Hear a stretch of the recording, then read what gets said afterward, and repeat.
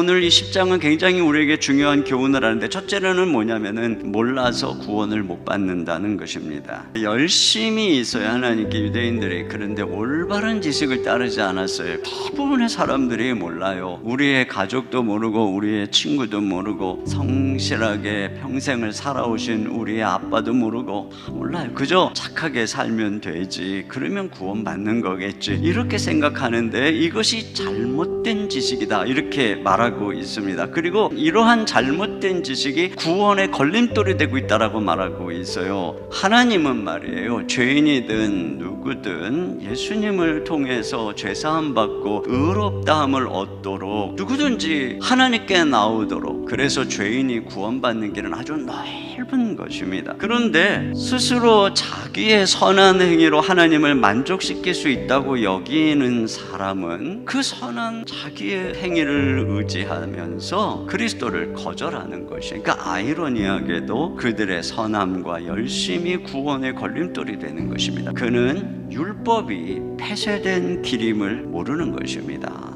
내 스스로 착하게 살아서 천국 가는 거겠지라고 하는 분들은 율법의 길을 선택한 거예요. 그런데 그 길은 한 가지도 빼지 않고 평생도록 다 지켜야만 구원받는 그 코스를 선택한 것이에요. 처음에는 할만하다고 느꼈는데 갈수록 코스가 험해지고 절벽이 나오고 건널 수 없는 낭떠러지기에 도달하게 되는 것이죠. 결국 모든 은밀한 것을 심판하시는 하나님의 심판대 앞에 서게 되는 것이고, 그 결과 영원한 지옥 형벌로 떨어지는 멸망에 다다르게 되는 것입니다. 두 번째, 오늘 중요한 교훈은 복음을 들을 때에 그리스도를 만난다는 것입니다. 그러면 우리는 이 땅에서 어떻게 그 예수님을 만나서 믿고 구원받을 수 있느냐, 이 이야기인 것이죠. 사도들이 복음의 말씀을 전파할 때에 우리가 그 말씀을 듣도록 성령께서 역사하신다는 것입니다. 그러니까 우리가 예수님을 만나려고 하늘에 올라갈 필요도, 저 죽음으로 내려갈 필요도 없어요. 복음의 말씀을 들을 때에 성령께서 역사하사 우리를 부활하신 예수님 앞으로, 우리를 십자가에서 죽으신 예수님 앞으로 인도해 주신다는 것이에요. 여러분, 그것이 주보에 쓰여진 하나님의 복음의 말씀이든 전도지에 쓰여진 것이든 또는 전도자의 입술을 통해서든 복음을 들을 때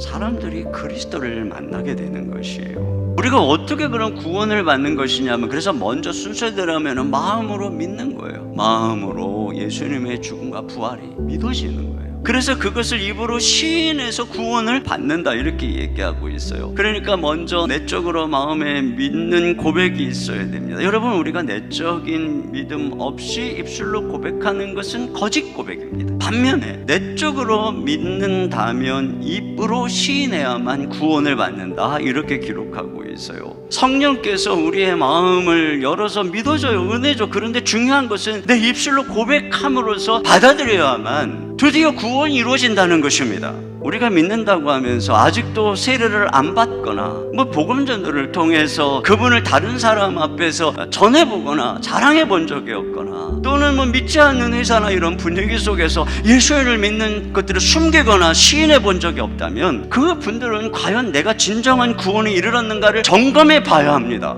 세 번째, 오늘 10장의 중요한 것은 복음을 전할 때에 듣고 믿는다라고 하는 것입니다.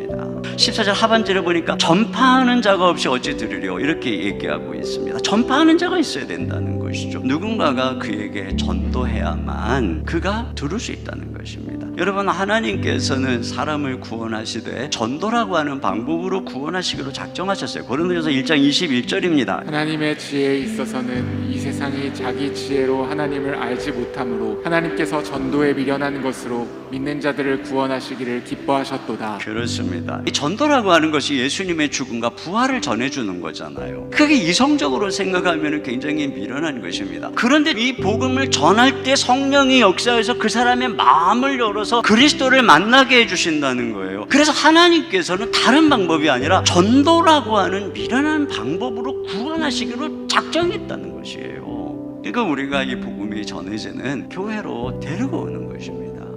그러면 앉아서 듣다가 복음을 듣고 그 미련한 것이 그를 구원하는 역사가 일어나는 거예요. 믿지 않는 이유는 어쩌면 그들이 한 번도 그분에 대해서 듣지 않았기 때문에, 그 듣지 않은 이유는 우리가 그들에게 전하지 않았기 때문에요. 이번 행복축제는 얼마나 좋은 기회인가요? 그래서 이게 지나면 또 어려워요. 이 기회 꼭 초청해서 복음을 듣는, 구원받는 그런 역사가 함께 하시기를 주님의 이름으로 축원합니다.